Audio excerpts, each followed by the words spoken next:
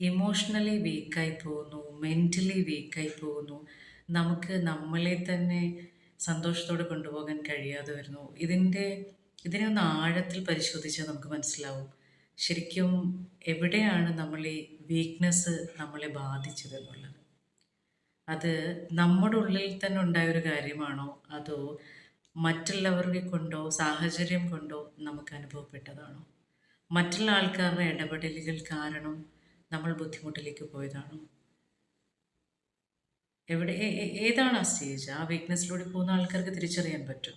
അപ്പോൾ അവിടെയൊക്കെ ഇമ്പോർട്ടൻ്റ് ആണ്.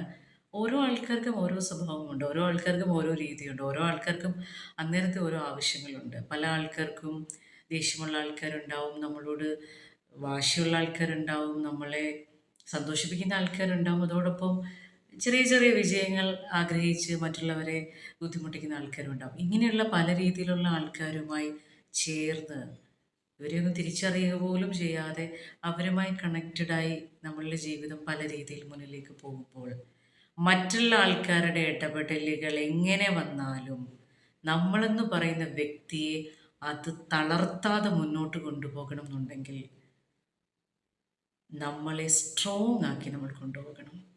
ഇമോഷണലി ആൻഡ് മെൻ്റലി സ്ട്രോങ് ആയിട്ടുള്ളൊരു വ്യക്തിത്വമായി നമ്മളെ വളർത്തിയെടുക്കണം.